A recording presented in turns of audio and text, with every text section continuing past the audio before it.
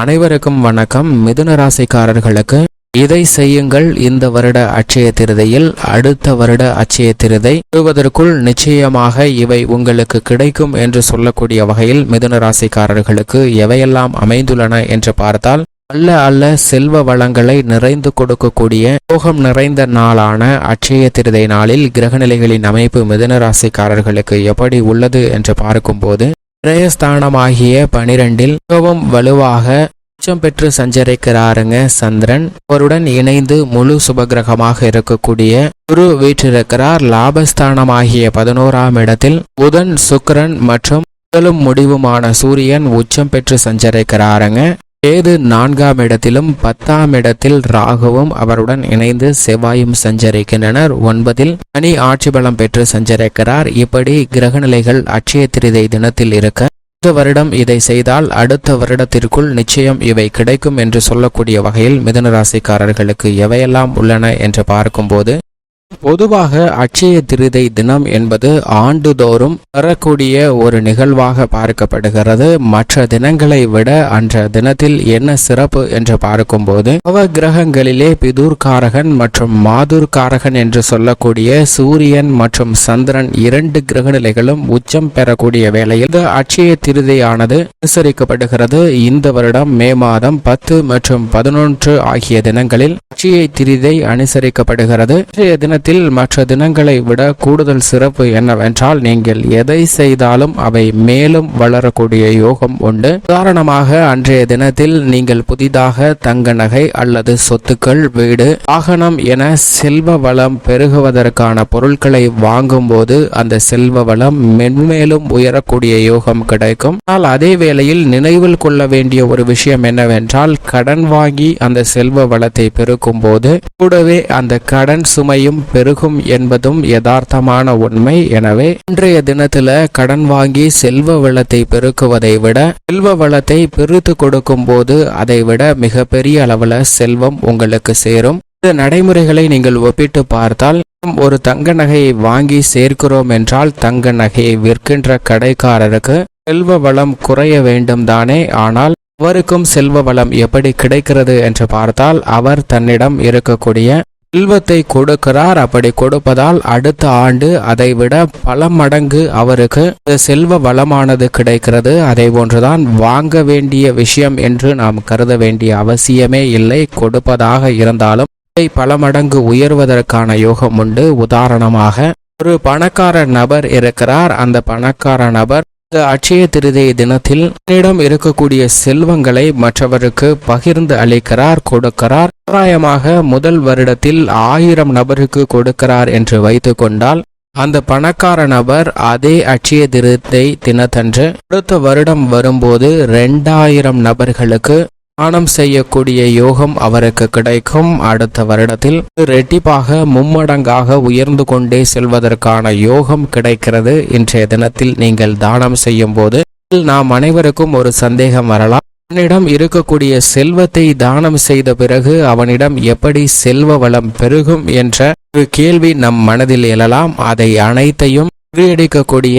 சக்தி வாய்ந்த தினமாக தான் இந்த அட்சய திருதை பார்க்கப்படுகிறது. நீங்கள் எதை செய்கிறீர்களோ அவை மென்மேலும் வளருவதற்கான யோகம் கிடைக்குமே தவிர அதிலிருந்து பின்னடைவை சந்திக்க வேண்டிய ஒரு சூழ்நிலை இல்லை.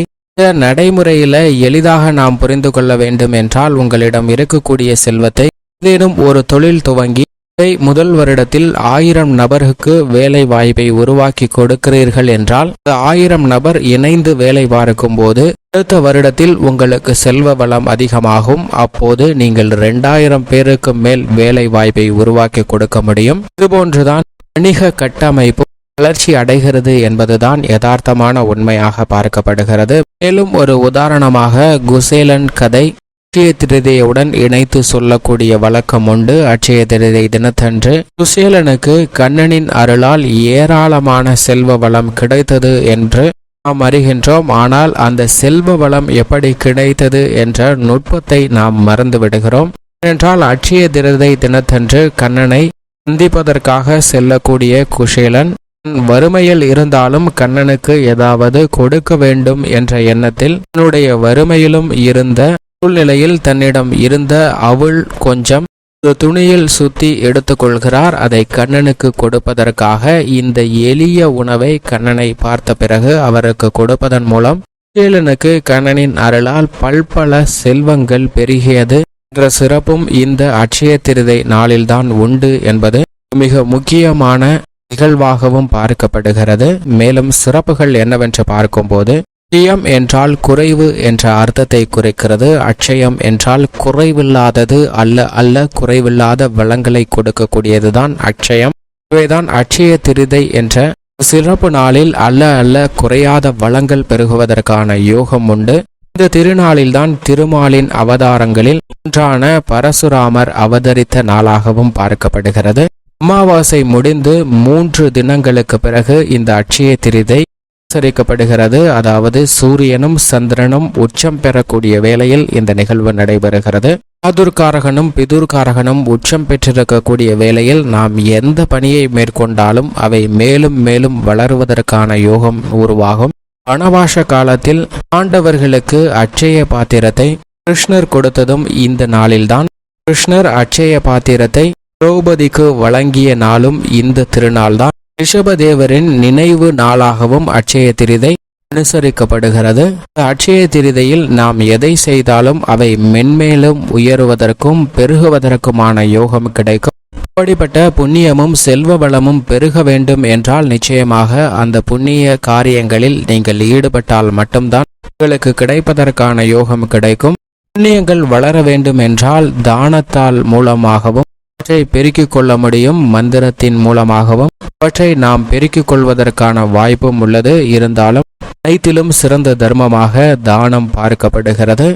இவ்வளவு சிறப்பும் மேன்மையும் பெற்ற அட்சய திருதை தினத்தன்று நாம் என்ன செய்தால் நமக்கு என்ன கிடைக்கும் என்று பார்க்கும்போது, தர்மம் மூலமாக பலவிதமான நன்மைகள் நம்முடைய வாழ்வில் கிடைப்பதற்கான வாய்ப்பு உருவாகிறது. ஆடை ஆபரணம், செல்வம், தங்கம், வெள்ளி போன்ற உலோக முதலீடுகள் சேருவதற்கான யோகம் கிடைக்கிறது. குருவுக்கு உரிய உலோகமான ஒன்று மஞ்சள் நிறமுடைய இந்த தங்கம். இந்த அட்சய திருதை நாளில் தங்கம் வாங்கினால் நிச்சயம் தங்க வளம் பெருகும் என்பது ஒரு சிறப்பாக பார்க்கப்படுகிறது. அது மட்டுமல்லாது தங்கத்தை கொடுத்தாலும் அது தங்க வளம் பெருகக்கூடிய யோகத்தை தான் உருவாக்கி கொடுக்கும் என்பதையும் மறந்துட வேண்டாம். எந்தெந்த விஷயங்களை நாம் செய்ய வேண்டும் என்று பார்க்கும்போது, எவற்றை வாங்க வேண்டும் எவற்றை தர வேண்டும் என்று பார்த்தால், அட்சய திருதியை தினத்தன்று செய்ய வேண்டிய முதல் விஷயம் தானம், 2வது விஷயம் தவம் வழிபாடு, 3வதாக அட்சய திருதியை தினத்தன்று காலையில் பிரம்ம முகூர்த்த வேளையில் பூஜை செய்தால் நல்ல பலன்கள் அதீதமாக கிடைக்கும். வீட்டு வாசலில் கோலம் போட்டு விளக்கேற்றி வைத்து ஆவிலை தோரணம் கட்டி வழிபாடு செய்தால் மேலும் பல செல்வ வளம் பெருகுவதற்கான யோகம் கிடைக்கும். அட்சய தினத்தன்று அதிகாலையில் விஷ்ணு பூஜையும் இஷ்ட தெய்வ பூஜையும் வழிபடுவதன் மூலம் வாழ்வில் செல்வ வளமும் சுபிட்சமும் நிறைவதற்கான யோகம் கிடைக்கும். பசுமாடு போன்ற விலங்குகளுக்கு ஏதேனும் உணவு கொடுக்க வேண்டும். பறவைகளுக்கு நீர் வைக்க வேண்டும். தானியம் போட வேண்டும். பசி என்று வந்தவர்களுக்கு அவர்களுடைய பசியை தீர்க்கக்கூடிய வகையில் அன்னதானம் செய்ய வேண்டும். உடை இல்லாதவர்களுக்கு புத்தாடை வாங்கி தானம் செய்யலாம். அன்றைய தினத்தில் ஒவ்வொரு அட்சய திருதை தவறாமல் தானம் செய்பவர்களுக்கு நிச்சயமாக உங்களுடைய பிறவியில் எத்தனை பிறவி எடுத்தாலும் செல்வ வளம் மிகுந்த அரசனுக்கு இணையான அதிகாரம் கொண்டவர்களாகவே பிறப்பீர்கள் என்பது ஐதீகம். இவை அனைத்தும் நாம் கொடுப்பதன் மூலமாக வரக்கூடிய நன்மைகளாக பார்க்கப்படுகிறது. அதேபோல் நாம் வாங்குவதன் மூலமாக என்னென்ன நன்மைகள் கிடைக்கும் என்று பார்த்தால், நிச்சயமாக முதன்மையாக உள்ளது மூத்தவர்களிடம் ஆசீர்வாதம் பெறுதல். 2வதாக வீட்டின் 4 மூலையிலும் கோழிகளை போட்டு வைப்பது மரபு. இதுவும் செல்வத்தை கொண்டு வரக்கூடிய ஒரு அம்சமாக பார்க்கப்படுகிறது.